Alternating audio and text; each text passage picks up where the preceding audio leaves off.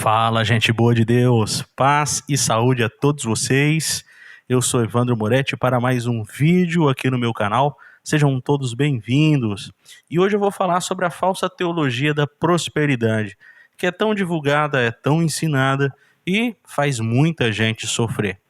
Você já deve ter ouvido muitas dessas coisas que eu vou comentar aqui hoje. Então, para a libertação dessas pessoas, para que elas fiquem livres desse sistema corrompido, eu peço que você, que ainda não é inscrito, por favor, se inscreva. Peço que você deixe o seu comentário, deixe o seu like, mas também você pode compartilhar esse vídeo para que essa luz de conhecimento chegue a mais pessoas, tá bom? Eu vou ler um texto aqui, o texto que o pessoal usa geralmente, né? Filipenses capítulo 4, versículo 13. Posso todas as coisas naquele que me fortalece. Eles leem somente o 13, para basear-se na sua teologia da prosperidade. Não somente esse texto, mas outros. Porém, esse é um dos principais, um dos prediletos da galera da teologia da prosperidade. Só que eles não leem o versículo de cima, que diz: tanto sei estar humilhado, como também ser honrado. De tudo e em todas as circunstâncias já tenho a experiência, tanto de fartura como de fome, assim de abundância como de escassez. Aqui, o posso todas as coisas naquele que me fortalece, Paulo não estava falando que todo cristão tem que ser rico.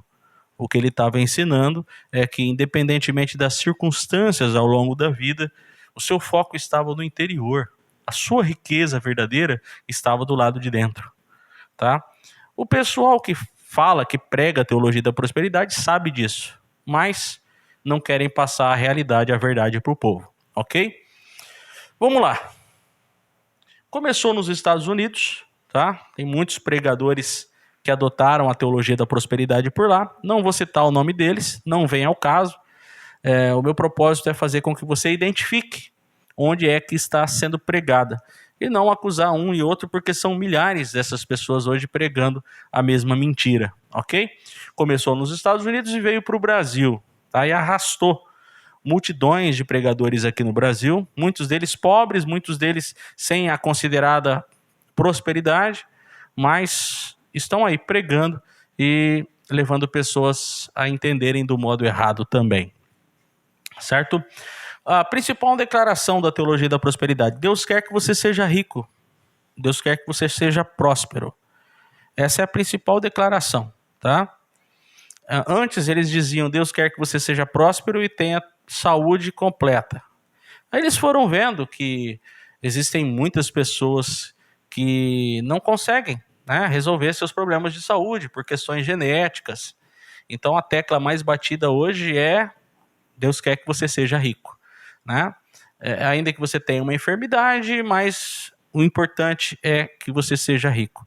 Poucos pregadores hoje associam a prosperidade também à saúde completa, mas existem alguns ainda no Brasil, ok?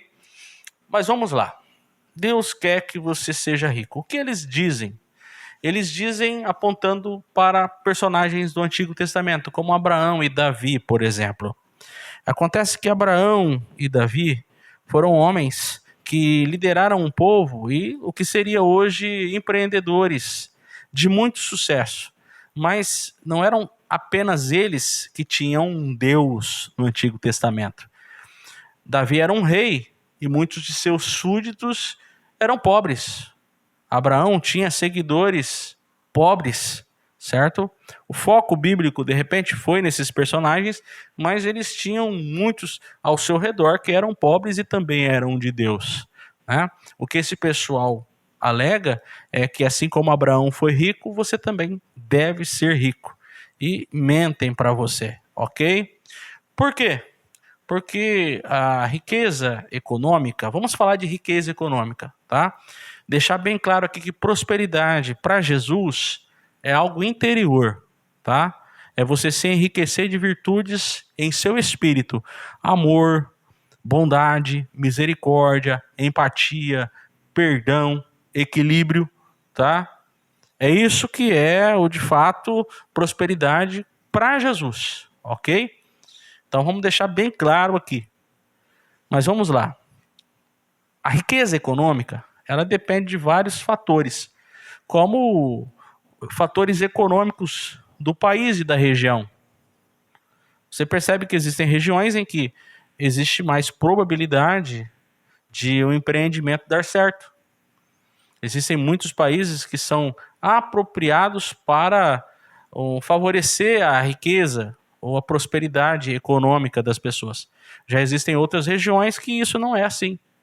Então, um dos fatores que levam uma pessoa a ser melhor do que outra, economicamente falando, e só economicamente falando, porque nós precisamos entender que existem muitas pessoas que são muito bem nas suas finanças, mas mal em seu espírito, em sua espiritualidade, tá? Mas fator econômico. Então não adianta sair pregando por aí que todo mundo tem que ser rico, porque o fator regional econômico conta muito, certo? O país que a pessoa está. Por que esse pessoal não sai pregando prosperidade em países extremamente pobres da África? Existem países da África que não são tão pobres, mas existem outros que são extremamente pobres. Vê se floresce pregadores da prosperidade lá. Não floresce porque o fator regional não ajuda, certo? Outra coisa, a motivação externa. De repente a pessoa nasce em um ambiente que terceiro mundo, é difícil se tornar rico em alguns países, mas a pessoa tem bastante motivação externa, tá? O pai, a mãe, os amigos, o próprio governo municipal, de repente, né? Está sempre incentivando essas pessoas, incentivando-os a estudar, a adquirir novas habilidades, a conquistar postos importantes em concursos públicos, enfim, favorecem e estimulam os estudos, favorecem a pessoa a não ficar em nenhum tipo de zona de conforto no que tange a seus estudos, a busca de melhora econômica, certo? Então tem gente que sempre recebeu essa motivação externa. Já tem outras pessoas que, embora são de Jesus, que não conviveram, não tiveram esse convívio com gente que os motivou. Tem gente que vem de uma família que é culturalmente aceitadora da economia que tem, seja ela pobre ou rica. E isso não tem nada a ver com o pecado diante de Deus, isso não tem nada a ver com Jesus estar aí punindo essas pessoas. Não, tem pessoas que estão muito bem e em paz com a economia que tem, ok? Embora eu sei que a pobreza é algo desastroso, né? Traz muita tristeza, embora eu sei que a pobreza extrema, ela traz muita angústia, né?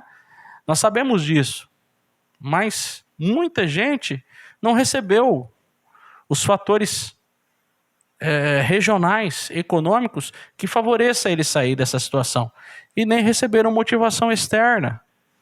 Daí você não pode olhar para essas pessoas e dizer que Deus está castigando elas, ou que elas não têm fé, ou que elas estão endemoniadas. Eu li para você um texto que prova que Paulo, sendo um apóstolo, passou por situações adversas e continuou bem interiormente, ok?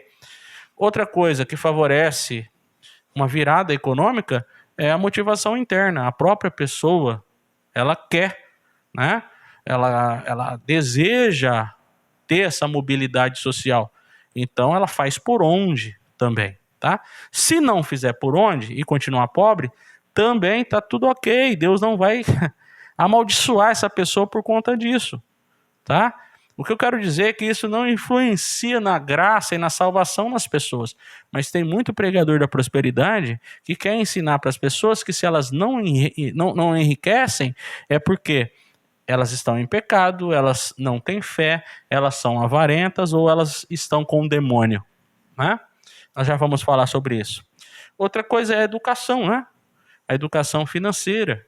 Porque se uma pessoa quer crescer economicamente, é preciso que, vou dar um tripé aqui de exemplo, né? Estude, trabalhe e economize, né? Não gaste mais do que recebe. Mas muita gente não tem ou não teve essa economia financeira. Certo? Essas são as palavras que os tais pregadores da prosperidade ensinam, mentirosamente para as pessoas que se elas não ficarem ricas, elas estão ou em pecado, ou elas não têm fé, ou elas são avarentas, né? Elas não estão contribuindo direito. Essa é uma das prediletas desses figurões, né? Mentirosos do templo. Eles querem ganhar com isso, então quanto mais a pessoa contribuir, mais eles supostamente dizem que elas vão enriquecer, né? Mentira, tá? Os fatores que eu disse aqui são os principais, certo? E não influencia na salvação de ninguém, certo? Mas, olha só, é isso que eles dizem. Ó, pode ser pecado escondido, hein? Olha, pode ser falta de fé, viu? Ó, você está dando dízimo? Tá? Ah, então precisa dar o dízimo e oferta também. Precisa fazer um voto, hein? Dá um valor maior aí, esporadicamente, para que a prosperidade alcance você. Além disso, tem também, né, aqueles que dizem que para a pessoa ser próspera, ela precisa honrar o seu líder, né? Ela precisa ficar ali do lado do seu líder em tudo que ele disser, em tudo que ele mandar. Obedeça ao homem de Deus em tudo que ele falar. Outra coisa que eles dizem, testemunhos selecionados, né? Ou outra coisa que eles fazem, testemunhos selecionados. Pega lá uma quantidade de pessoas que fez alguma coisa pelo templo e prosperou, e essas pessoas contam o seu testemunho, né? E muitos são ludibriados por esse testemunho. Se aquela pessoa conseguiu fazendo isso para o templo, eu também vou conseguir. Mas esses vendilhões do templo não explicam para a galera que desses testemunhos, alguns são até atores e atrizes, e outros são coisas que já aconteceriam no curso da vida dessas pessoas. De 400 pessoas que estão lá, 4 ou 5 recebem, e elas receberiam essa mudança, essa mobilidade econômica, mesmo se fossem de outra religião, ou ou sem fé, vamos dizer assim, mesmo se fossem pessoas que não tivessem crença em nada, no sentido religioso. Essas pessoas, elas produziriam as situações necessárias para terem essa mobilidade, ok? Mas eles não ensinam isso para as pessoas. E querem dizer que aquelas pessoas receberam porque cumpriram o protocolo da religião. E se você não recebeu, é porque alguma coisa está errada com você.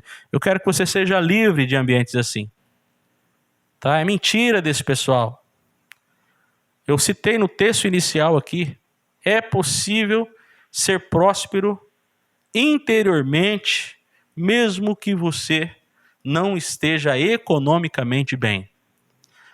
Se você deseja ter, né, uma mobilidade, um crescimento econômico, maravilha, Deus também não te condena por isso, tá? Entretanto, essa não é a motivação prioritária na fé cristã, certo? A motivação prioritária na fé cristã é ser uma pessoa que reflete em suas atitudes a simplicidade, a bondade e o amor de Cristo. Certo, gente? Um grande abraço a todos vocês. Adquira o curso de desintoxicação religiosa. Eu vou deixar o link aqui abaixo na descrição deste vídeo. Tudo de bom para vocês.